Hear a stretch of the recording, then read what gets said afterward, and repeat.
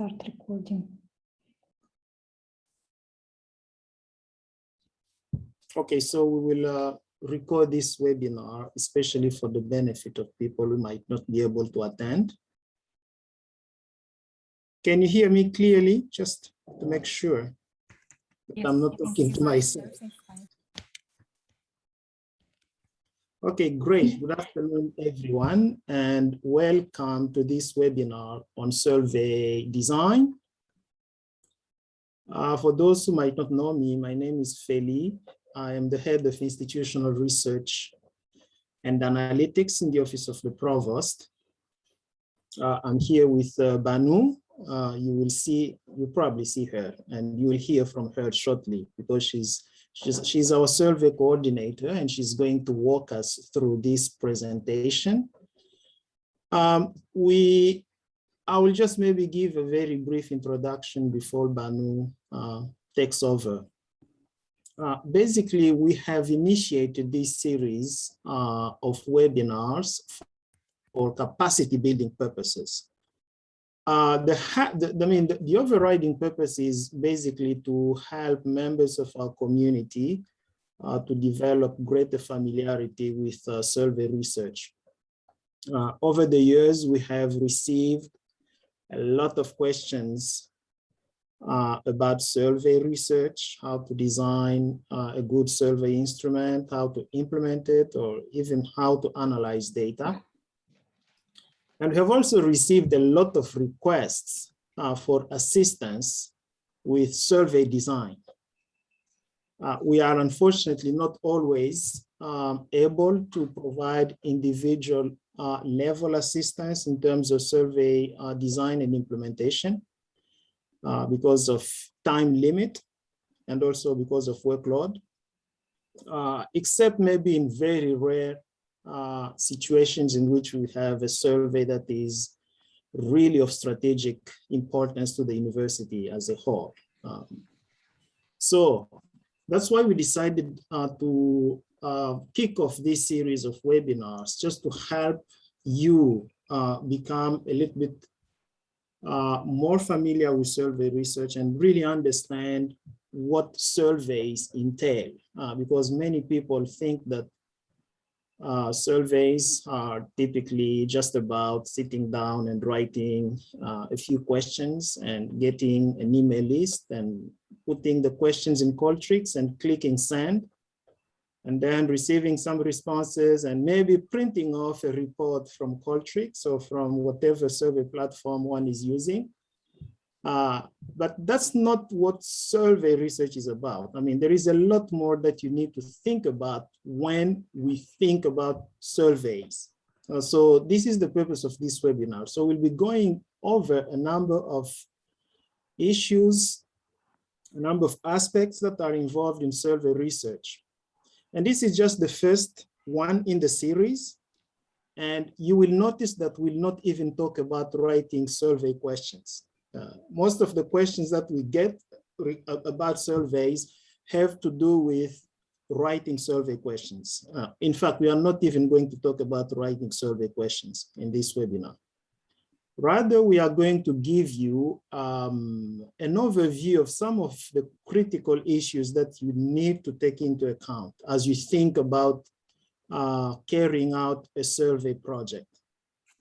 So this is really the purpose. And then there will be additional webinars that we'll offer in the future that will dig more deeply into different other aspects of survey design and implementation, such as how to design a good questionnaire, or how to clean and analyze the data, or how to visualize survey data, and so on. So this will come later. So I will let Banu go through, walk us through the presentation. And if you have any questions, please feel free to put your questions in the chat box. I'll try to monitor the chat box, but we will also have some time at the end for discussions and questions and answers. All right, Banu, the screen is yours now. Thank you. Let me try to share my screen.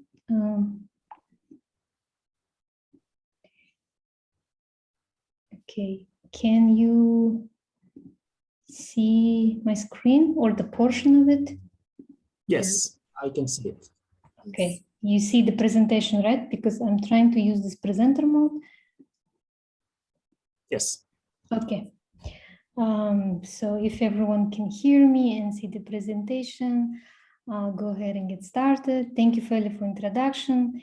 Yes, this will be first webinar of a series of webinars on survey design. As Feli has mentioned, we have received a lot of requests and questions about how to design a survey. Mostly, yes, it was related to questionnaire design. However, today we want to talk about some of the basic issues that need to be considered before even writing a single survey question. So today I want to briefly go over what do we need to know about surveys, and I want to have a little bit more narrowed focus on surveys at NU. Also, I will give an overview of the survey lifecycle. And within that life cycle, I will focus on two aspects, which are defining research objectives of the survey and things basically one needs to know about respondent distribution or post-survey adjustment. This might sound a little bit confusing, but just bear with me. I'll try to explain it in this presentation. So when a survey research is appropriate? Survey, as you may know, is usually used to investigate characteristics, behavior, or opinions of a group of people, rather than focusing solely on demographic or just background information. Survey research question is usually good when it's narrowly defined. However, there are some complex surveys that can have a much broader focus, especially when generating data to be used in multiple purposes. But in general, it is recommended to have a pretty clear focus of the research question of the survey. Also, survey is the best approach when the researcher is mainly interested in quantitative data rather than qualitative data. Also, when the researcher is interested in information about a large group of individuals, because if a researcher wants to generalize findings from a small sample of group to a larger population, the survey is actually the best and most efficient approach for if researcher has this goal. And survey is not the best fit for if a researcher would like to gain a context or a deep understanding of a topic for brainstorming or tackling some very complex topics, because it is not recommended to have many open-ended questions in a survey. So having said that, we have talked about this in the previous webinars we conducted about when a survey is appropriate or best approach or not. And further, I want to talk about online self-administered surveys. These type of surveys are most commonly used at NU. We receive a lot of survey invitation in our email box, inbox. However, it doesn't have to be the case. There are other modes of survey distribution. It could be a paper survey, or it could be telephone survey, or it could be interview survey. However, as we can see at NU, most commonly it is used online survey, self-administered online survey. I recommend using, if you are running an online survey, we would recommend using a Qualtrics for NU surveys, since, as you may know or may not know, NU has actually a corporate account with the Qualtrics. If you go to nukz.qualtrics.com and log in using your NU login and the password, you will readily have access to the Qualtrics tools. The Qualtrics has a lot of flexibility to construct good survey questions a lot of flexibility to be able to construct good quality instrument. That's why instead of using, for example, Google Forms, another popular platform, or SurveyMonkey, we actually prefer and recommend using Qualtrics. Also, surveys at NU are usually distributed through mailing lists, sent to either all at nu.edu.kz or other subgroups of mailing lists.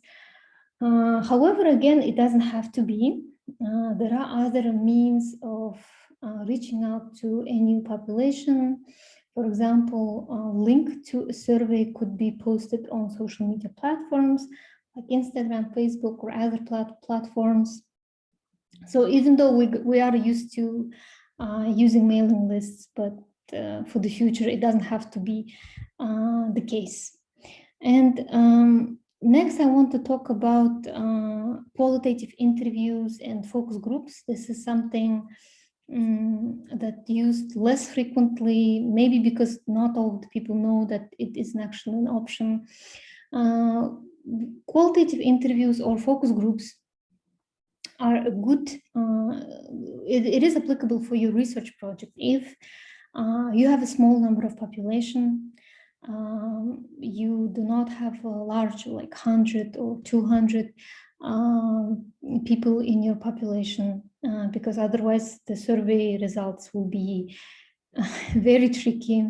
So if you have a small number of population and also you are looking for in-depth information about the topic, or you wish to, before even starting research, if you want to identify initial themes that could be further explored, for example, through surveys or other research methods, qualitative interviews are also a very good fit. And if your survey or your research project basically entails a lot of asking a lot of or more of an open-ended questions, then again, quantitative or regular survey, self-administered survey might not be the best fit, where qualitative interviews can provide you with more information and flexibility. Because the advantages basically of qualitative interviews over self-administered online surveys, for example, is it will allow for an in-depth exploration of the topic. Because if so basically the interview is led by the interviewer, and he or she can ask clarifying questions from the respondent, or if there are a number of open-ended questions, it is easier for the respondent to give them orally rather than in a written form. So a main advantage of qualitative interview, it gives you a rich information to be able to explore really in depth your topic. And also it allows for better observation of behavior, because not only interviewer can use the verbal information, verbal cues, but also non-verbal cues, observe the respondent and have additional information. So this is a research method that we sometimes advise to some of the projects that we receive as a survey, because due to these reasons, regular self-administered online surveys are not the best approach. Well, having said that, since we still mostly deal with online self-administered surveys, I just want a little bit touch upon the advantages and disadvantages, not disadvantages, but probably things to be aware about online surveys. So of course, the advantage is it is very efficient. You can collect large amount of data in a very short period of time. It's less expensive than other data collecting techniques like face-to-face interview or paper survey. It is easy to create and administer. You basically log in, write up your questions and hit send, and you can collect different sorts of information, either personal facts, attitudes, past behavior, etc. About things to be informed about online service, I would say that online services, they are self-administered, could yield low response rate compared to face-to-face interviews, and then subsequently maybe exposed to non-response bias, is so basically non-response bias is when the respondents who have responded to your survey may differ from the entire sample or population. This can have some implication for the survey results. We'll talk about this a little bit later. Also, if the survey is poorly designed and the respondent cannot clarify what do you mean by this term or by this question, this can affect the survey results.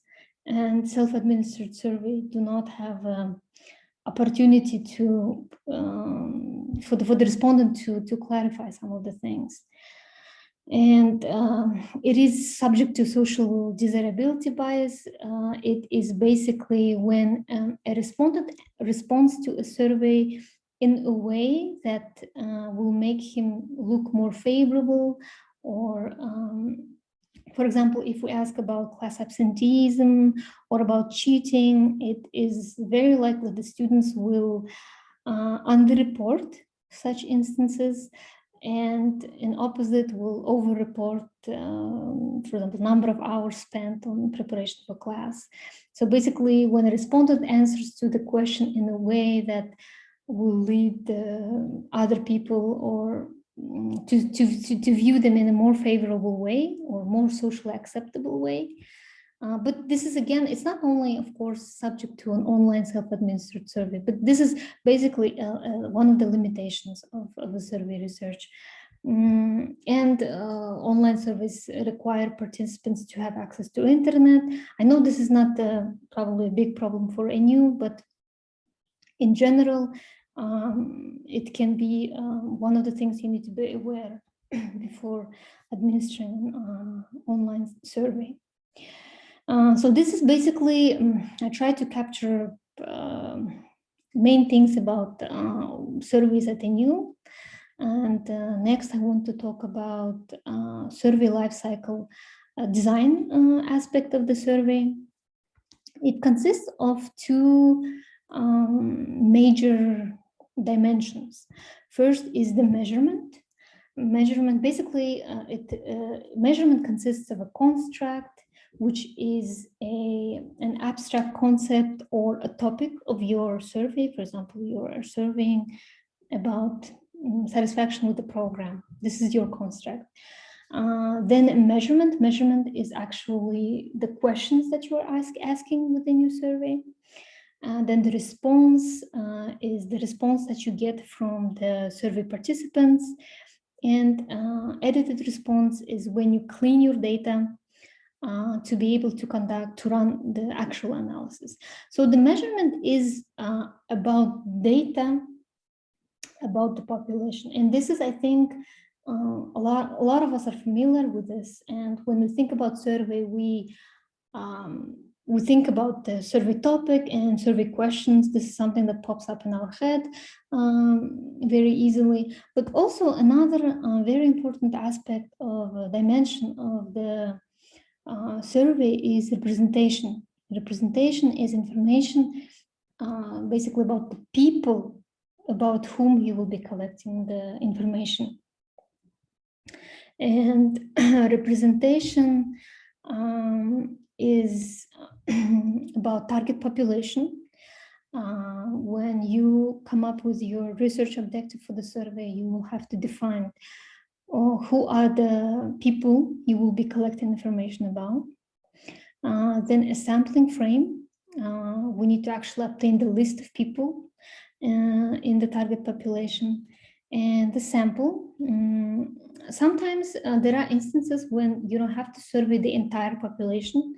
You can just select a group that well represents the population and survey the group, a certain subset of the population instead of the entire population. Respondents is basically people who have responded to your survey. You will have to see whether the respondents differ from the population that you sent the survey to. And if it is the case, then the survey results might need some post-survey adjustments to be able to yield accurate survey results. And only after that, you can compute the survey statistics or survey report. Let me give you an example of this life cycle in terms of NU undergraduate exit survey. So let's talk about the measurement of this dimension of this survey. The construct would sound as student satisfaction with the program, and the actual measurement would be questions about, for example, 10 questions about satisfaction with different aspects of the program. Then the next stage response is actually obtaining students' ratings on each of the questions, basically data that you receive from your survey. And then edited response when you clean your data, when you code it, to be able to run further analysis.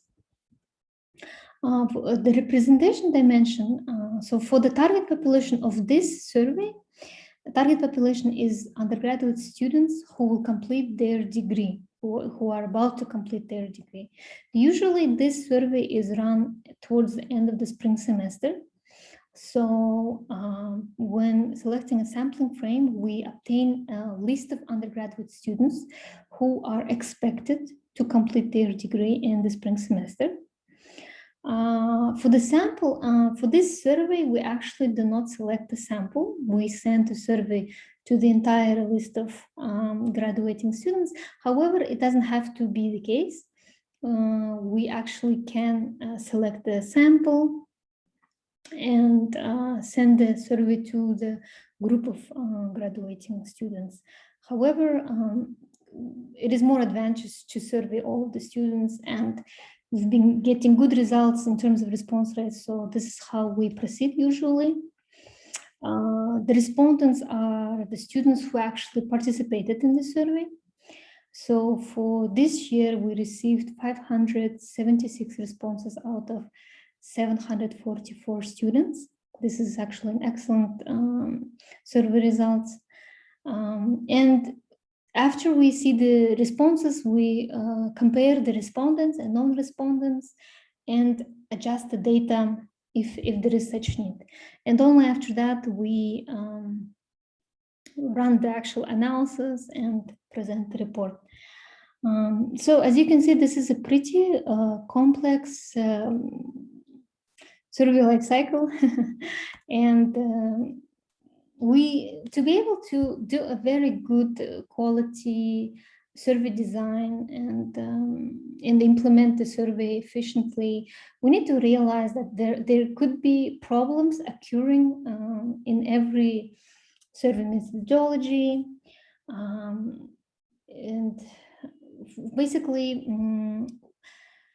every time we move from one step to another, there is a possibility of problem occurring. In survey research, these problems are called errors. Basically, you can think of an error as a gap between what is true and what is being measured. The final statistics that you obtain from the survey data can be affected by various types of errors. We will give you some of the things to consider when you move from one step to another. For example, when you move from construct to measurement, it is very crucial to ask yourself, are these survey questions really measuring the construct, really measuring what you are, the goal? Are you really, will you really be able to achieve your survey research goal? When you move to the next stage, to the response, is the respondent's answer accurate and precise? Such error can occur due to how the question is phrased, how the response options are phrased, how the survey is administered, or several other factors. But things that you can control, such as survey quality, should be paid close attention to avoid errors in this step. When moving from a response to an edited response stage, question to ask yourself is whether the responses entered or coded correctly. Do some values differ too much from the rest of the values? Are there any outliers and things like this? So these are things to consider within the measurement dimension. If we talk about the representation, when you move from a target population to a sampling frame, are all members of the population included in the sample? Is there anyone who is for some reason is not included? When you move from a sampling frame to a sample, are all the members in the sampling frame given equal chance of being selected? This is actually very, very important. If you choose to send your survey to a sample, a close attention needs to be given to how you select your sample, whether all of the members are given equal chance of being selected. Do those characteristics match between your population and your sample? Then when you move from sample to respondents, you need to ask yourself whether the characteristics of respondents match those of the entire sample. So you need to run some analysis to see whether the respondents are actually a good representation of your sample, of your initial sample. And if you do, if there is a case that there are some major differences, it will require to run some post-survey adjustments. We will talk about these steps a little bit more in detail towards the end of this presentation. But as you can see, there are a lot of things to consider when designing a survey, and it is way beyond just writing up several questions related to your topic of investigation. To give an overview of how actually the survey sequence is, this will be very brief.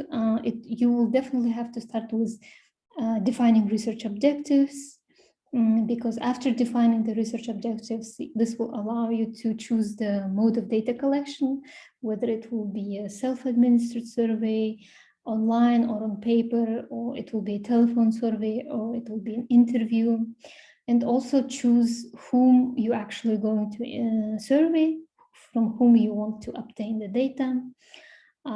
These further will allow you to actually construct your questionnaire and select the list of people who you will be surveying. And then you can run your survey, receive your responses, code and edit the data. If necessary, make some post-survey adjustments. And only after that you can perform the analysis and actually communicate the results. Well, to be honest, pretty much on every probably aspect, we can have a webinar of talking about nuances and important aspects to consider. Each step has some important aspects that might significantly affect the results. But for today, and probably we will explore at least some of it in the future webinars. But for today, I want to focus on two elements. First is defining a research objective. So survey research question should be narrow enough that the question can be answered using quantitative methods, but broad enough to address practical policy issue. This is a general recommendation. However, as I mentioned, there are instances when survey might be very complex and has multiple uses and have a very broad research question. And an example of a research question could be to what extent, for example, does participation in an internship impact students' satisfaction with the career preparation received in their undergraduate program? See, this is it has very clear focus about impact of internship on student satisfaction. It even specified the target population actually in the undergraduate program. So this is an example of a good research question. It is generally recommended to ask at least one person to review a research question and provide some feedback. But also it is necessary to define. Banu, let's stop a little bit on the last slide, just to make sure that people understand, because this is one of the steps that people don't really consider when they develop surveys. A lot of times you have people come to us and say, well, can you please review my instrument, or can you review my questions? And when we ask them, what is your research question? What is the central question that you are really trying to answer through this instrument? And 95% of the times, this is missing. So this is a very important step that you need to consider. That's before even specifying any other dimensions. This is what you need to think about. What is the central question that you need to answer through this survey? Someone referred to this as a survey purpose. Yes, you can sort of think about it as a survey purpose, or the central research question that your survey aims to answer. And this is a very critical step that is usually missing from survey instruments or survey discussions that people bring to our attention. Okay. Yes, I completely agree with Feli. Yes, this is one of the reasons why we decided to cover this topic today, because yeah, in our experience, we saw not enough attention was given to this aspect of a survey design. And it is also very helpful to have specific and clear research objectives. They can be drawn from, for example, if we look at the graduating student satisfaction with their academic experience, we can further define objectives such as how well their program prepared for future employment, the quality of teaching in their program, faculty's concern for students' academic success, opportunities provided to apply knowledge and skills in real-world settings, how well the program did actually meet students' expectations. And this is actually, it is so helpful to identify these objectives in the very beginning, because this will be a foundation for a good survey instrument, for a good questionnaire. Basically, the reason why we talk about research objectives and the research purpose is that primarily for two reasons. First, it is a foundation for a quality questionnaire. You can convert each, if your research question is well-defined very narrowly, and you have clear research objectives, they can be easily converted to research to survey questions. And when you're writing a survey question, you will always keep in mind, okay, what is this question is asking about, how it is related to a research objective. This is a very, how to say, it is so much worth investing in the very beginning into this foundation, because it will help you to develop a quality instrument when you will actually get into that stage of your survey.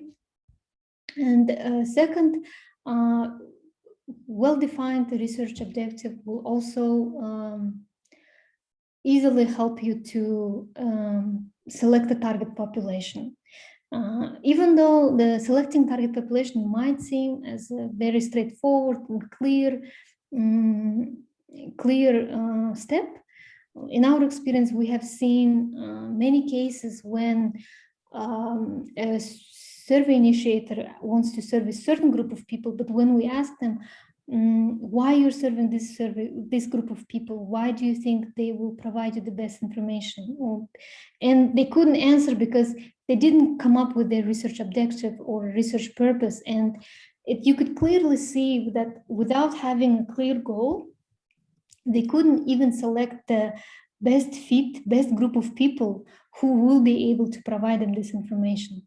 So this is a very important step, and we ask everyone who is thinking about running a survey project to invest a lot of time and effort in doing research, reviewing literature, to invest a lot of time before even writing a single question, to think about what is the primary goal that you want to achieve with your potential survey project.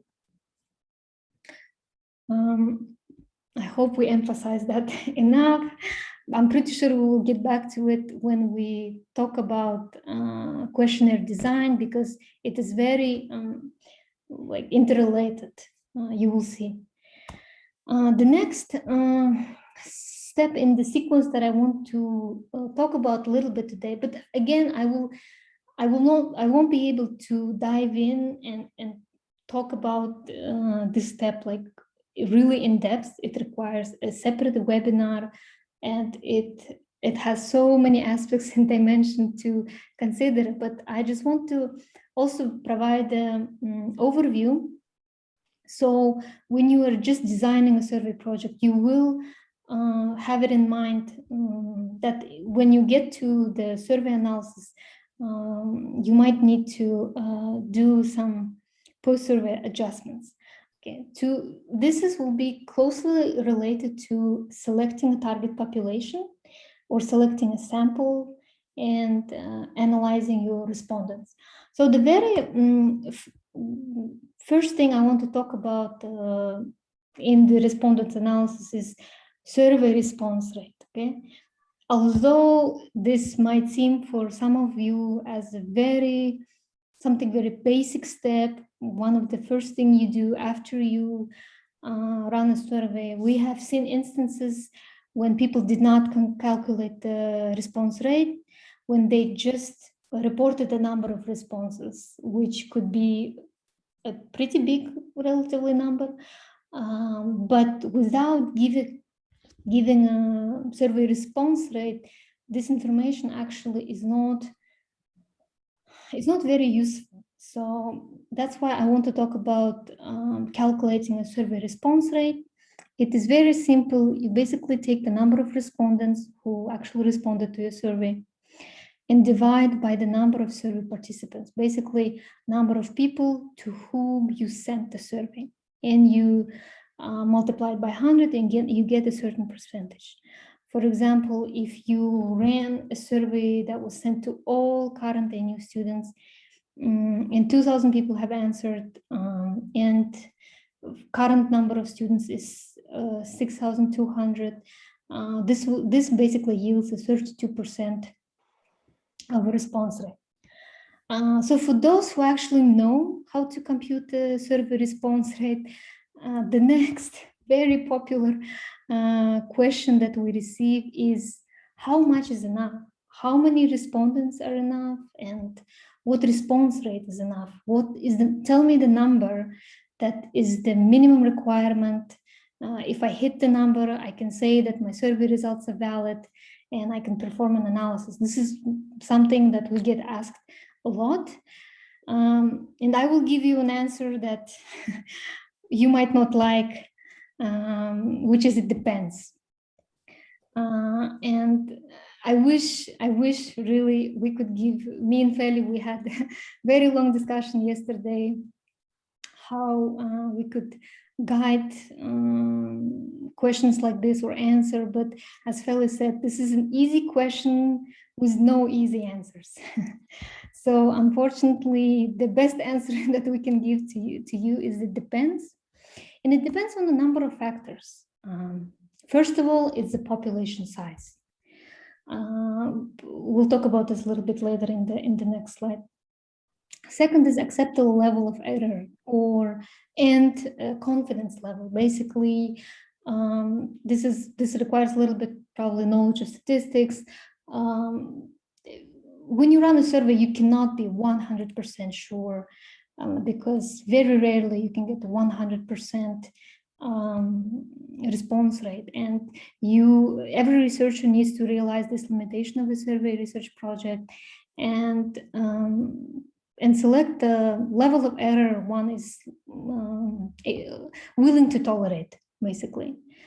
And this will also affect the acceptable or enough response rate a lot, but also purpose of the survey. For example, if the purpose is to do some robust research paper, or just some marketing research when a company is trying to launch a product. These are, although they both can be survey projects, they have different purposes and they can accept different level of response rates. Also, topic of the survey, for example, if the survey is on a very sensitive topic, researcher would expect a lower response rate. And for some of the sensitive topics, it could be acceptable. Also, it is important how the data will be used. For example, if you are running a survey just to find out areas for general improvement, even if you receive 2 or 3 recommendations, some survey answers that helps you to identify some areas of improvement, this already could be a valuable data. However, if you are using the survey to make some very key decision making that could affect like employment of people or some other very important aspects, the response rates, of course, need to be much higher, and also a lot of the things needs to be factored in. Also, acceptable response rates could vary by industry. For example, if you know, for like research in pharmacy, it needs much higher, very high actually, response rates to survey projects. So as you can see, there is actually no an easy answer to such highly demanded question, but we want to give you a general rule of thumb. One of the basic rules is if the smaller the target population is, the higher response rate is needed, and larger the target population is, lower the response rate is acceptable. But again, the terms smaller and terms larger, terms higher are probably should be put in the quotation marks in here because it all depends. But to give you some example from a research paper from 2008, this is an example that Feli has provided me. So some of the empirical recommendations in research in higher education recommend such, well, these are like more robust requirements. So if you have a target population of 100 people, a sample of 100 people, to be able to draw meaningful results, you need at least 87% response rate. For a population of or sample of 1,000 people, at least 41%.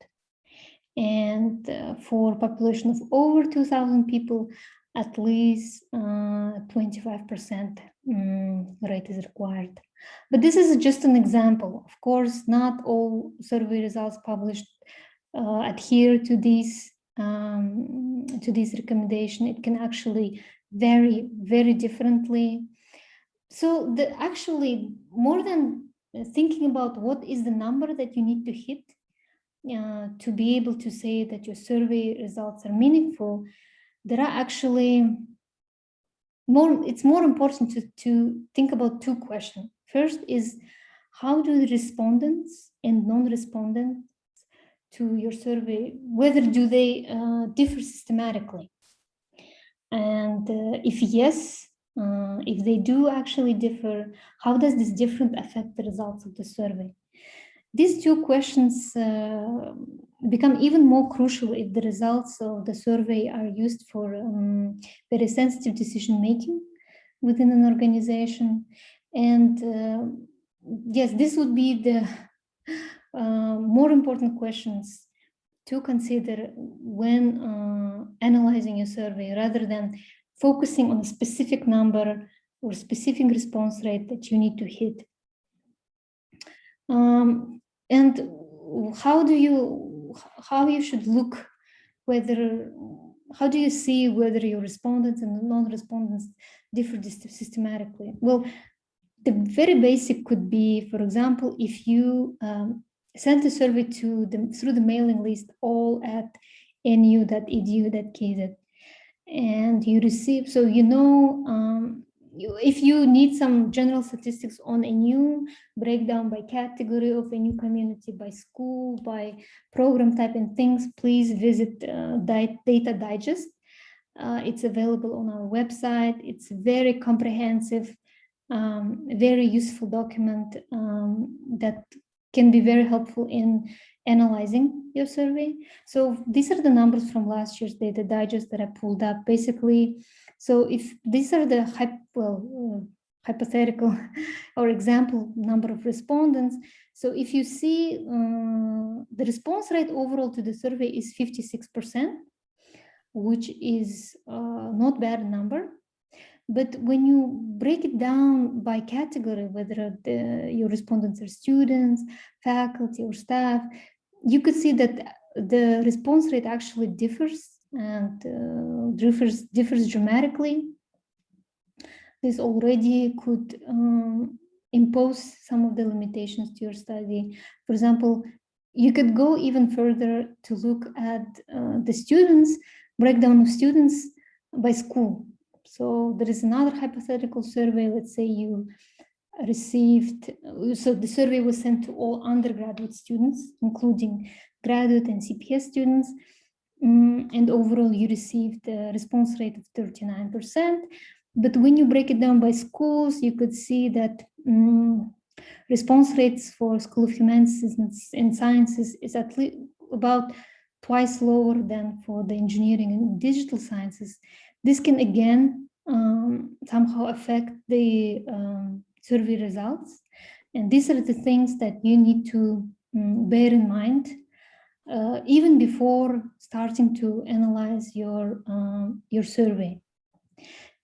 A similar breakdown could be, or response rate distribution could be looked at by gender.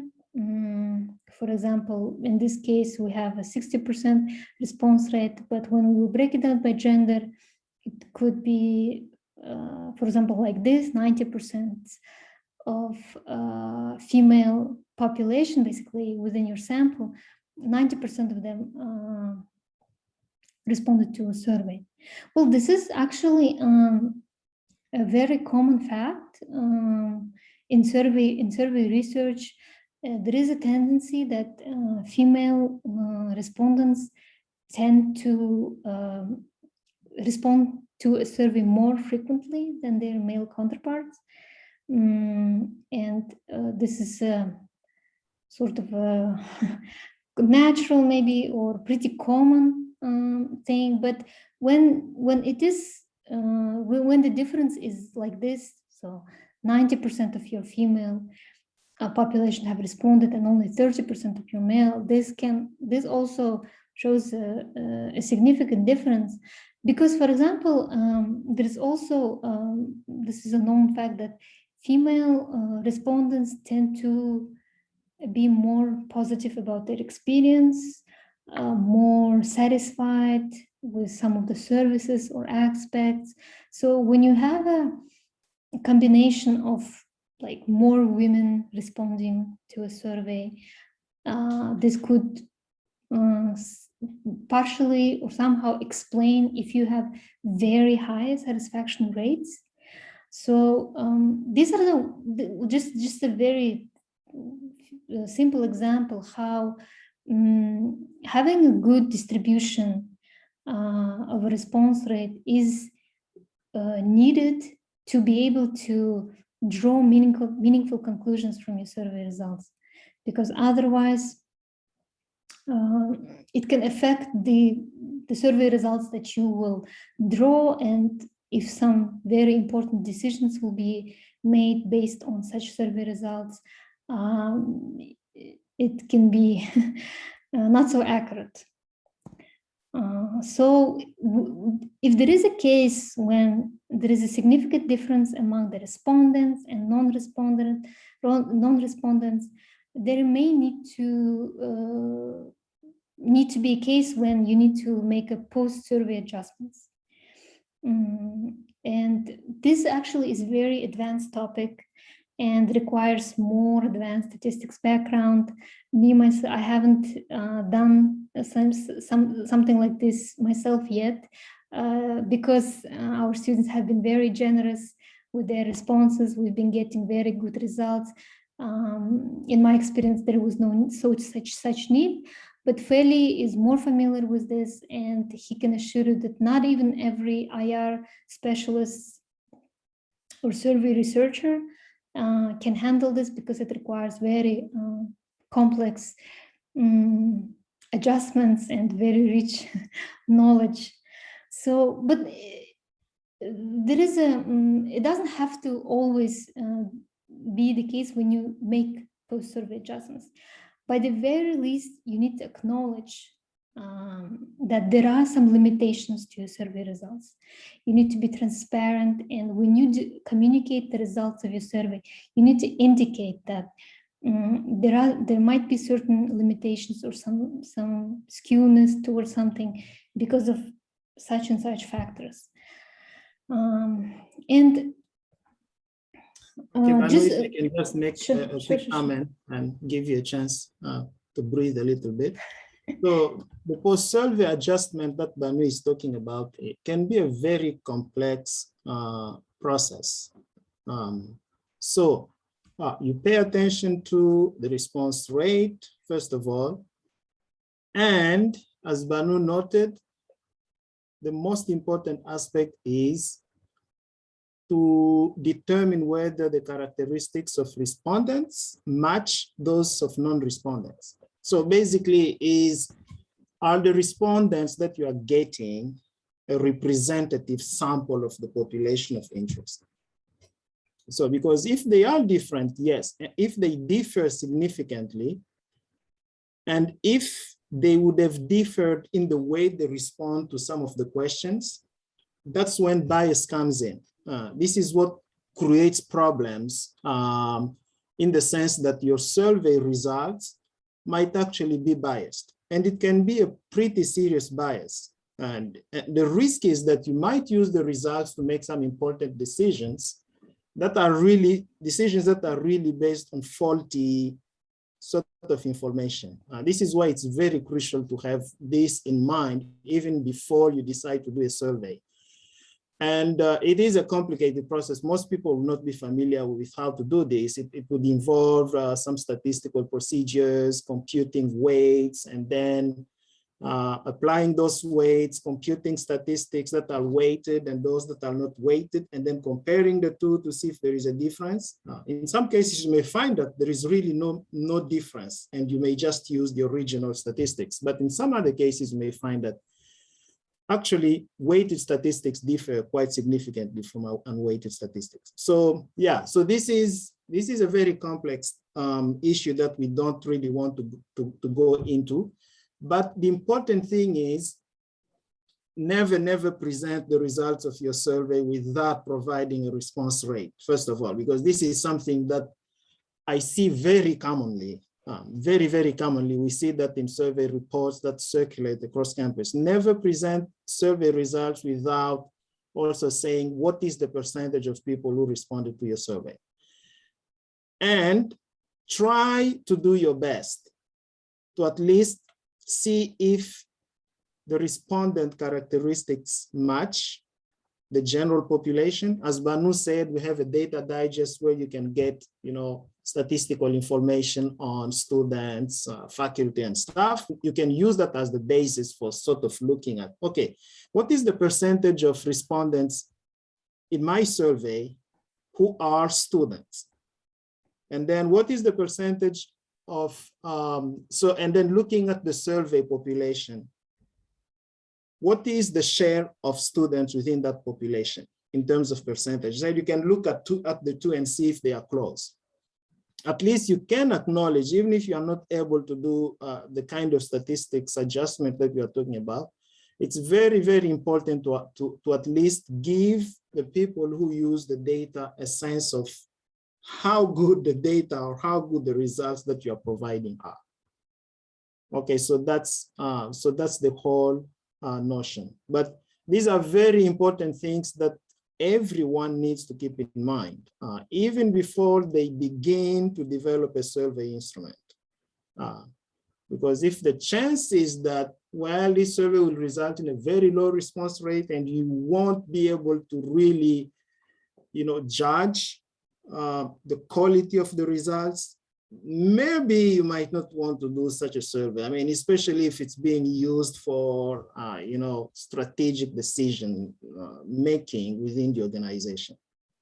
So yeah, so please pay attention to this aspect. Thank you, Feli.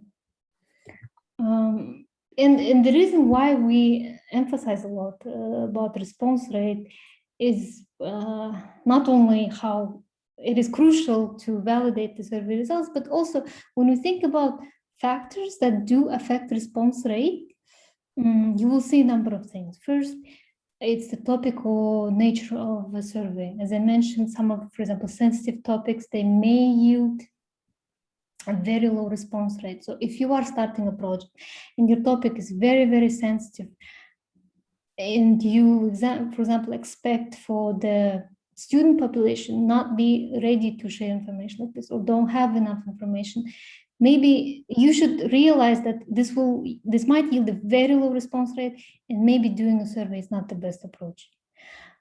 Quality of the survey, this is very also crucial. If you don't have a quality survey instrument, when a person opens the questionnaire and they can't even answer the question because they either don't understand it or there is no response option that matches their answer, they probably will not proceed forward. Also, the simplicity and size of the survey. If the survey is way too long, the likelihood of a respondent to respond to all of the questions will be lower. Also, another important aspect we want to talk about is the respondent relationship with the survey administrator or the reputation of the survey administrator. If, for example, you are running a survey on behalf of some sort of student club or an organization or a department, and you have a very frequent communication with student body, when you announce some of the things that do not then fall into the place, or you promise or you announce some sort of an event and it doesn't happen, you basically lose the trust of your audience. This can really jeopardize your future survey response rate. And this is why we're emphasizing is that survey is not like a 1 month project. To have a good response rate, you need to have a good relationship with your audience, which means you need to be very selective and thoughtful about how you communicate, what kind of service you run, whether it's too often, and things like that. So this is also another aspect, another factor that could affect the response rate. There is also a way to push the response rate a little bit up by providing incentives, doing a lottery. If I'm not mistaken, I think Feli have tried doing an incentive with our student body, and it yielded very surprising results, very good surprising results. Actually, it did not affect the response rate of our students. They have been very generous, thankfully, for our surveys with their response rates, and even providing some incentive didn't really push the response rate up that much. They've been always very good with their responses to our surveys. So also another important aspect is the survey invitation. This is one of the things we have also seen at NU. When survey is distributed, you need to, the administrator needs to provide all the information about the survey, why it's being run, who it's being done by, what is the purpose, how the survey data will be used. And because having good communication is the very first and very important step into having the trust of your survey respondent. And also the way how the survey data will be used. It is important to indicate how the survey data will be used, how the confidentiality or anonymity of the survey respondent will be provided and protected, and other things. So, as you can see, the response rate is affected by many things, and things that come from the beginning of your survey project development.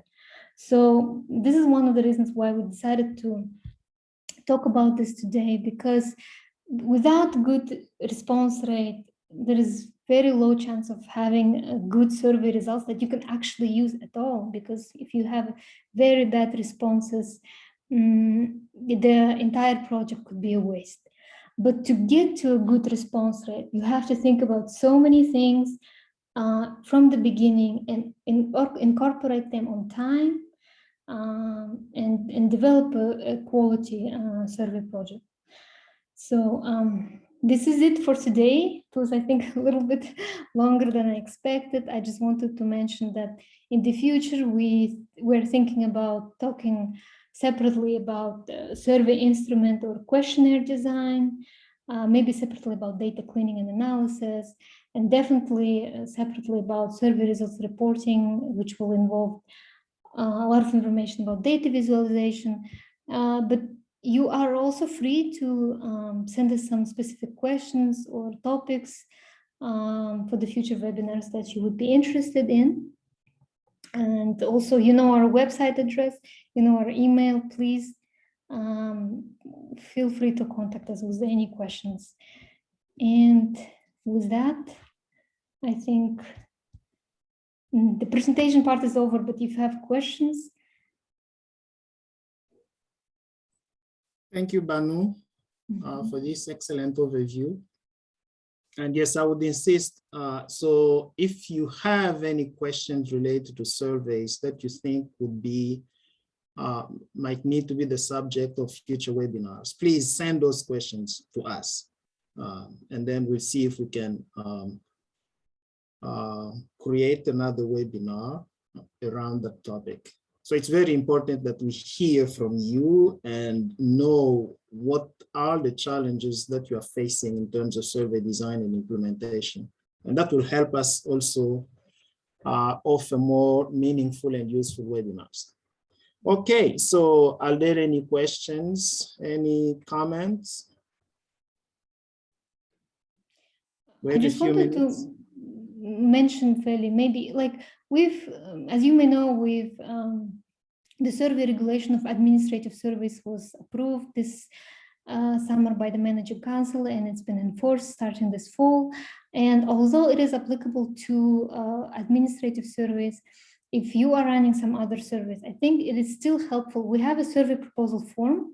It is basically created not to make survey administrators' life harder, but actually to help, because it captures the main aspects that need to be considered before writing a survey questionnaire.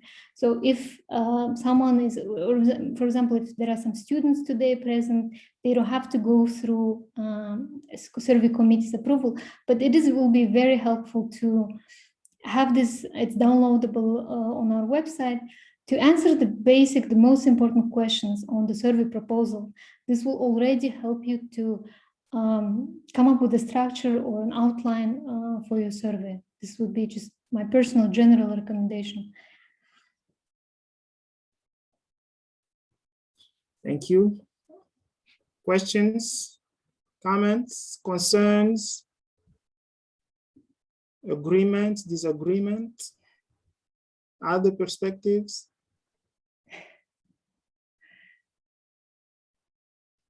Okay, I don't see any questions. So that means that it's either that Banu did an excellent job at presenting this information, or everyone on this list is a survey expert.